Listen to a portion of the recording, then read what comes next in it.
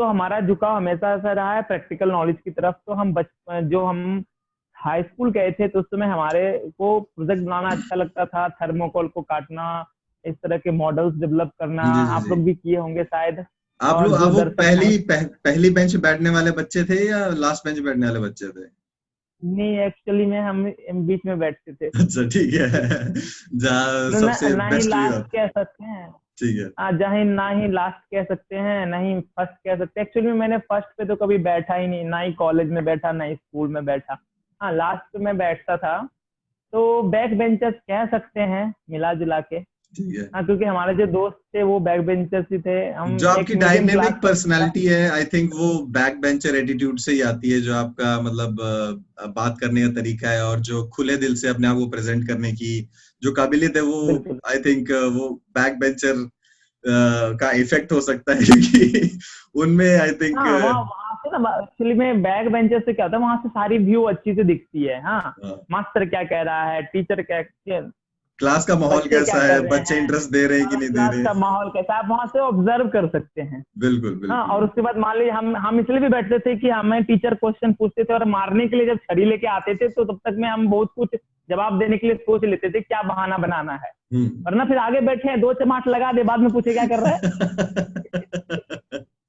सही बात है, सही बात है। टाइमिंग ही सब कुछ है, और टाइम टाइमिंग हमने इम्पोर्टेंट रहता है। हर चीज टाइमिंग का से टाइमिंग इम्पोर्टेंट बिल्कुल। रहता है। तो अब नहीं, एक्चुअली में आजकल सर कोई भी चीजें जो है, चाहे बैक बैठिए आगे बैठिए, उससे फर्क नहीं पड़ता है, आपके अंदर बट टैलेंट होनी मेरा चाहिए। एक क्वेश्चन जी। है कि जैसे 15 साल की उम्र में जब आपको यंग इंस्पायर इंडिया का अवार्ड मिल रहा था, इंस्पायरिंग यंग इंडिया का अवार्ड मिल रहा था, यूथ आइकन का, एक तरह से वो साइंटिफिक फील्ड में एक अवार्ड है जिसका बहुत मान्यता है इस कम्युनिटी में, बट उसी टाइम पे आप आगे एडमिशन्स के लिए भी जूझ रहे थे। ठीक है। हम्म। उसी टाइम आप स्कूल में स्विच कर रहे थे, यहाँ एडमिशन नहीं मिल रहा था, वहां एडमिशन नहीं मिल रहा था, ये नहीं हो रहा था, वो नहीं हो रहा था। तो ये कैसे, बिल्कुल। ये कहाँ आपको लगता है इशू रहा इस पूरे सिनेरियो में? एक जगह पे जहाँ पे आपको नेशनल लेवल पे क्रेडिट दिया जा रहा है, और दूसरी जगह जहाँ पे स्कूल पे ही एडमिशन मिलने में आपको परेशानी हो रही है, सिर्फ एक बिल्कुल छोटी सी बिल्कुल बात सही को बात है। लेके। जी बिल्कुल बिल्कुल। एक्चुअली में देखिए, हमारी जो एजुकेशन, हाई स्कूल की एजुकेशन रही है वो टफ रही है, यानी कि संघर्षपूर्ण रही है। हमारे पिताजी जो किसान थे, मतलब वो मतलब दूसरे के यहाँ काम क्या करते थे, वो से जो मजदूरी आती थी हम लोगों का घर चलता था। तो जिसकी वजह से हम लोगों ने बहुत सारा संघर्ष का सामना किया। और हमारे पिताजी के पास उतने पैसे नहीं थे कि हमें हायर एजुकेशन दिला सके। जी। तो हमारे पास दो ही रास्ते थे। एक, या तो हम किसी से कर्ज ले लें, या दूसरा हम गवर्नमेंट की नजर में आ जाए। और उतने टैलेंटेड तो थे नहीं कि स्कॉलरशिप मिल जाएगा, टॉप कर जाएंगे। हाँ, बोर्ड में टॉप कर जाएंगे, उतने टैलेंटेड हम थे नहीं। ओके। एक्चुअली में जो बात सही बात है।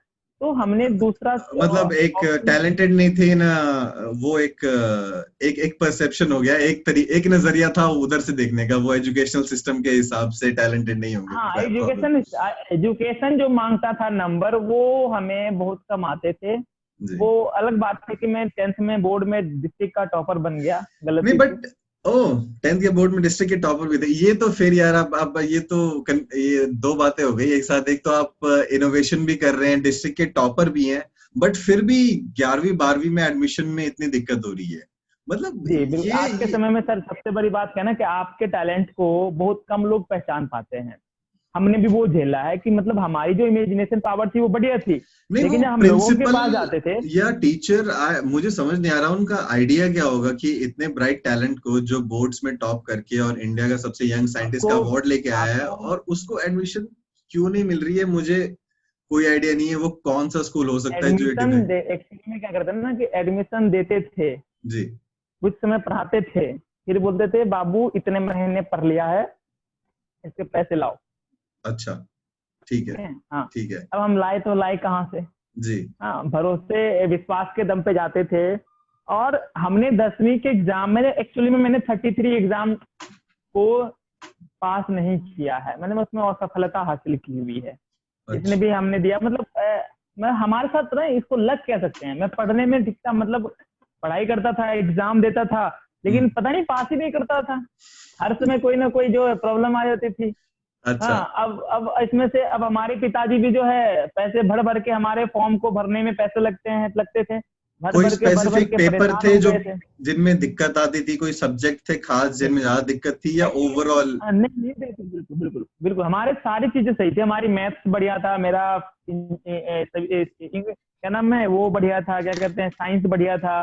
जो सबसे अगर घटिया कह सकते हैं, जिसमें हमारे को कुछ समझ नहीं आता था, वो था इंग्लिश पेपर, ठीक है, जिसको मैं आज भी प्रणाम करता था, पहले भी प्रणाम करता था। ठीक है, वो इंग्लिश हमारी ना ले रखी थी पूरी, मतलब आप समझ नहीं सकते हैं, मतलब इतना वाहियात भी हमने एक्चुअली में हमने पढ़ाई करी थी हिंदी नफरत हो मीडियम गई से। सब्जेक्ट से, नफरत हो गई सब्जेक्ट से, इतना फ्रस्ट्रेशन हो गई। आप फ्रस्ट्रेशन कह सकते हैं, नफरत जीना तो उसी के साथ है ना, तो नफरत करके हाँ हाँ जाएंगे। हाँ हाँ, मतलब लेकिन एक बचपने वाला जब बुद्धि होती है तो उस हाँ टाइम हाँ, बड़ी ऑफकोर्स ऑफकोर्स। गुस्सा तो बहुत एक्चुअली में आता है। हम लोगों के साथ क्या होता है, जब मैं बिहार से आता हूँ, ठीक है, तो एक्चुअली में बिहार में होता क्या है कि जो हमारे 10वीं के क्लास में इंग्लिश कंपलसरी नहीं है, तो जो हम लोगों का किताब आता है, तो वो किताब जो होता है वो इसमें रखा रहता है, ठीक है, नया खरीदते हैं साल के शुरुआत में, और एग्जाम के एक दिन पहले तक वो नया रहता है, उसका पहला अच्छा पेज भी नहीं पलटता है।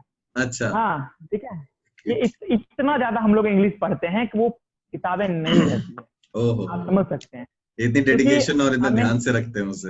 हाँ, इतना ध्यान से हम लोग पढ़ते हैं, ठीक है।